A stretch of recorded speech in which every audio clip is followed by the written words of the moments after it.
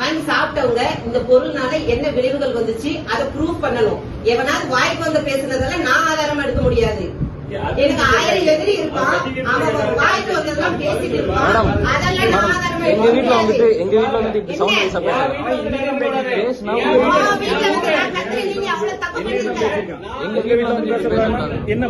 என்ன பேசுறாங்க